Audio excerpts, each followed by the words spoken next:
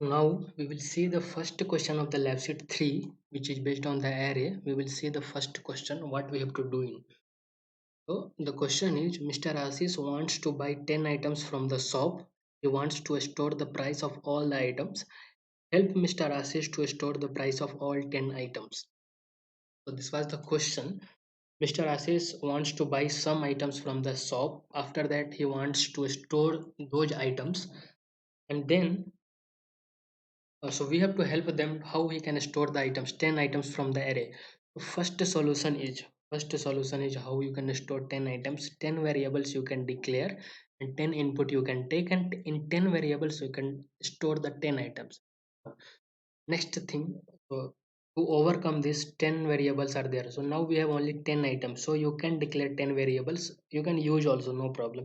If 100 variables are there, then you have to declare 100 variables. For 100 variables you have to take input and you have to store in 100 variables, so this may become very lengthy and very error prone.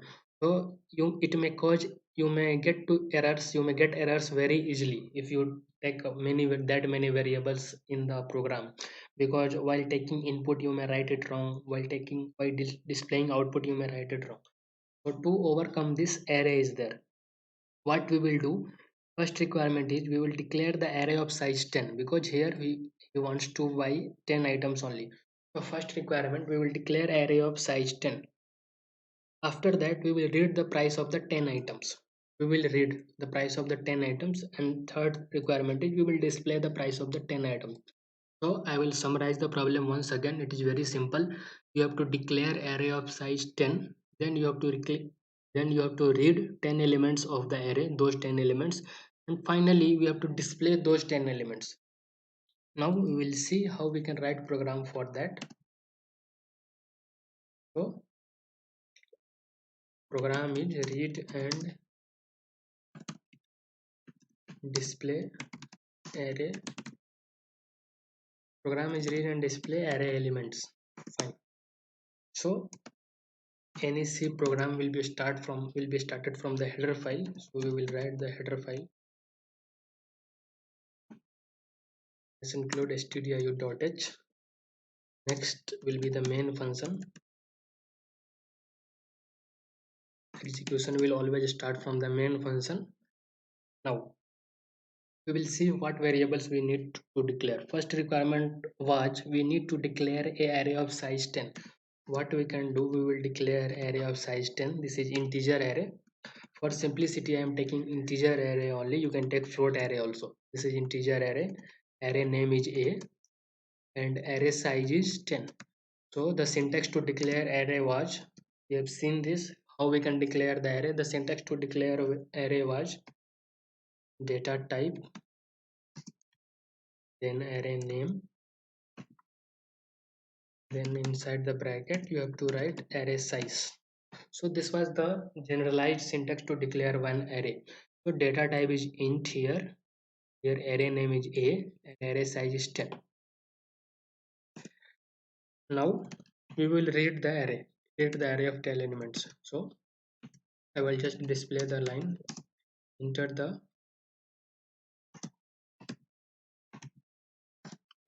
array elements. So this line will be simply displayed in the output screen saying that enter the 10 elements. For entering 10 elements we need a for loop. For entering 10 elements of the array we need a for loop, or you can simply write like this also. Since array index always starts from the 0, so we will write address of D, A of 0. So this way you can also enter the array elements. After that we will just copy and see how we can write. So we will just copy and paste these lines and all changes needs to be done. So you have to enter 10 elements, so 10 times you have to write. So 6 times 7, 8, 9, 10. So this way we can also enter the array elements, 10 elements, and we will just write A of 1, A of 2, A of 3, A of 4, A of 5, A of 6, 7, A of 8, A of 9. Since array index started from the 0, if we go till a of 9, 10 elements can be entered. So this 10 lines will take 10 input. Now you can see here everything is same. Scanf is same, percentage d is same, address of a is same. Only this thing is getting changed. One in the place of, if it is 1, 2, 3, 4. These things are getting changed. So what we can do, we can replace this complete thing. We can replace this complete thing using for loop. So in for loop we will go from I equal to 0 to I less than n, I less than n, and I plus plus. You have seen, so index has started from the 0 and it went till 9. So not n here is 10 only, number of elements of the array, n here is 10 only, so it will start from the 0 and it will go till 9.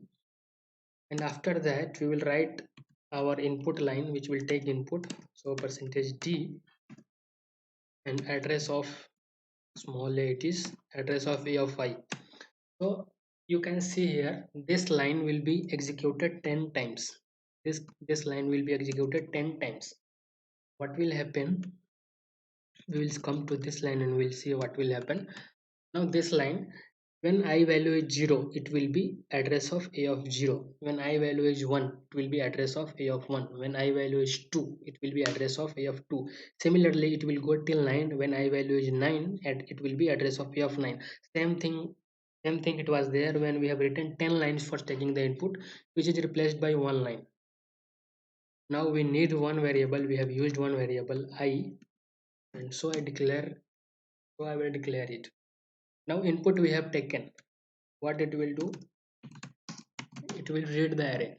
Input we have taken, now we have to display the array. Same thing we can do. For that also I can write one line, printf the array elements are. So it will simply print one line in the output screen, the array elements are. Now for displaying 10 elements, again we need a for loop, because we don't have to display one element, we have to display 10 elements. So we need a similar for loop like we have taken in the input. So same for loop I will write, it will be 0 to less than 10, I plus plus. Now we just have to print elements which we have inserted, that we have to print. For that we will simply write a of I, give space here, so that when elements will get printed, space will be there after each element. Now you can observe here these two lines, taking input and printing output, this line, and this printing output, this line. Only one difference is there. In taking input, when we are taking input, this operator is there, when we are printing output, that operator is not there. So just one difference will be there. When we are printing array and taking input array, address of operator will store the array to that address, to store the element to that address. Now this line will display the array. Fine, we have written the program which satisfies all the requirement. This was the on the first requirement, this was the for the first requirement. Declare array of size 10.